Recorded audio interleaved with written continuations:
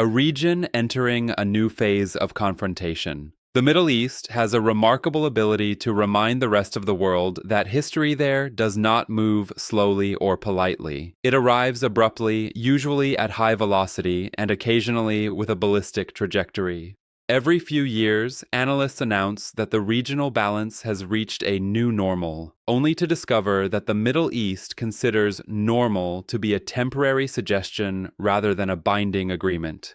The latest reports of missile exchanges and military escalation once again push the region toward a moment where the familiar rules of deterrence, retaliation, and carefully choreographed hostility begin to wobble like a shopping cart with one stubbornly crooked wheel. For decades, the rivalry between Israel and Iran has operated largely through indirect confrontation. Intelligence agencies sparred in the shadows, cyber operators dueled in invisible networks, and proxy groups fought wars that allowed the main actors to maintain the diplomatic fiction that they were not technically at war with each other. It was a geopolitical version of hockey players circling the rink, occasionally throwing elbows, but trying very hard not to drop the gloves in front of the referee. But when ballistic missiles enter the conversation, the tone changes dramatically. Missiles are not subtle. They do not whisper diplomatic messages. They do not negotiate through intermediaries. They arrive loudly, decisively, and with the kind of finality that tends to make even the most optimistic diplomats reach for a stronger cup of coffee. From a strategic perspective, what matters most in moments like these is not simply the physical damage caused by any individual strike. Military planners think in terms of thresholds and signals. When two adversaries that have spent decades fighting through proxies suddenly appear to confront each other directly, the question becomes whether a long-standing boundary has been crossed. In other words, analysts begin asking the uncomfortable question: was the previous conflict structure covert, indirect, plausibly deniable, quietly replaced by something far more dangerous?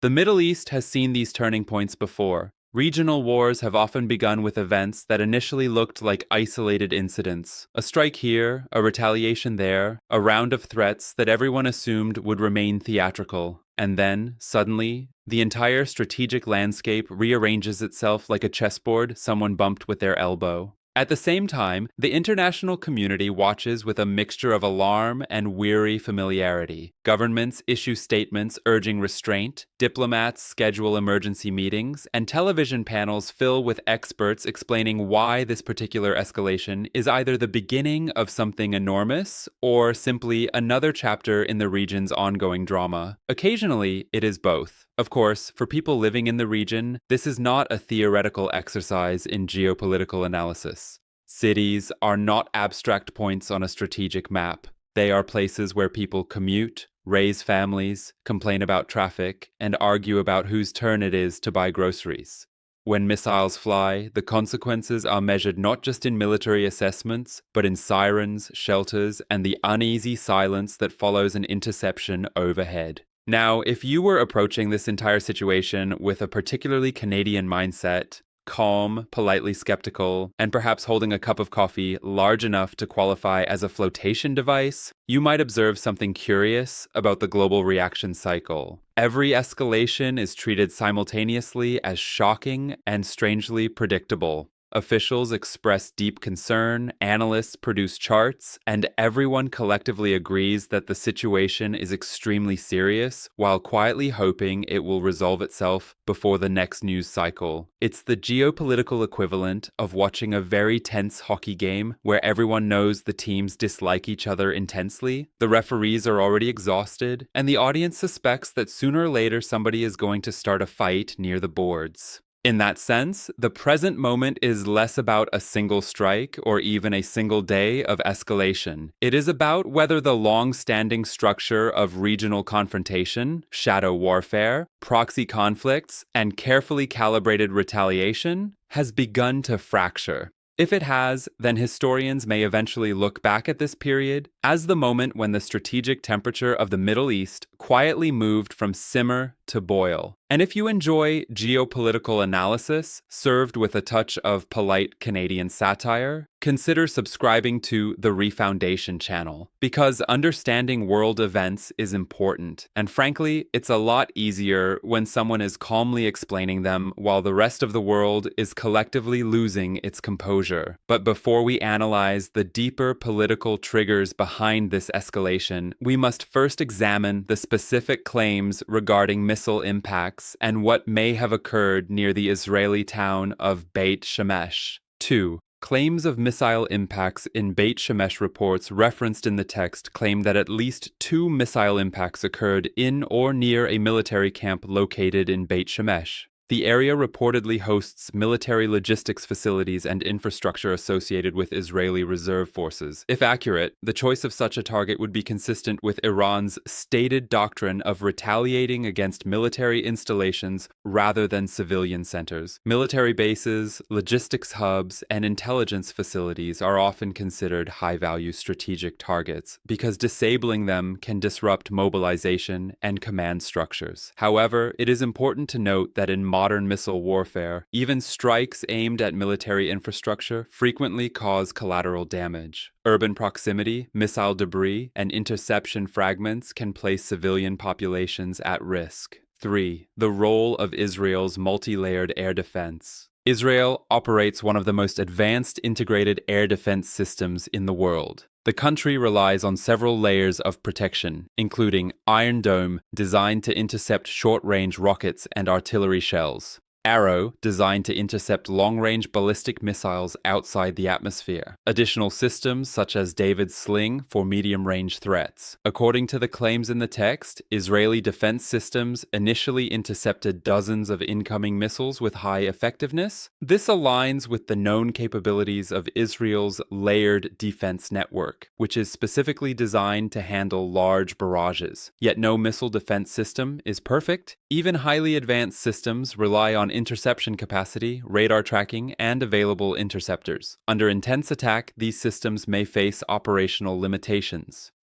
4. The saturation strategy. One of the most discussed vulnerabilities of missile defense systems is the so-called saturation strategy. This tactic involves launching a large number of missiles, rockets, or drones simultaneously in order to overwhelm defensive systems. Even if the majority are intercepted, a small percentage can still penetrate defenses and reach their targets. Military experts often compare the dynamic to a mathematical problem. If an air defense system can intercept 90% of incoming threats, but faces hundreds of missiles, the remaining 10% may still cause serious damage. This strategy has been observed in several conflicts, including attacks conducted by regional proxy groups and during large-scale rocket barrages in past Middle East confrontations.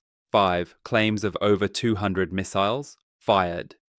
The narrative provided in the text asserts that more than 200 missiles were launched from Iranian territory during the attack. If such a number were confirmed, it would represent one of the largest direct missile barrages ever launched in the region. Even with a high interception rate of around 85%, a barrage of that magnitude could allow dozens of projectiles to reach Israeli territory. Under that scenario, roughly 30-35 missiles might evade interception. Several impacts could occur on strategic or populated locations. Debris from intercepted missiles could still pose risks to civilians. Historically, even successful interceptions often result in falling fragments, which can cause fires, property damage, or injuries. 6. The strategic meaning of penetrated defenses. If missiles successfully reach targets near Beit Shemesh or other strategic areas, analysts would likely interpret the event as more than a tactical incident. Instead, it could represent a strategic signal that Iran has the capability to reach deep inside Israeli territory with precision weapons. Military planners often focus less on the absolute number of missiles intercepted and more on the few that get through, because those can affect military infrastructure, morale, and deterrence. Even limited penetration of defenses can force countries to reconsider deployment strategies, interception stockpiles, and early warning capabilities. 7. The alleged trigger: assassination of a major Iranian leader. The narrative in the original text states that the missile attack occurred after Israel and the United States allegedly carried out a bombing that killed Ali Khamenei. Such a development would represent an unprecedented event in modern Middle Eastern geopolitics. As Iran's supreme leader, Khamenei occupies a unique position that combines religious authority, political leadership, and command influence over the Iranian armed forces.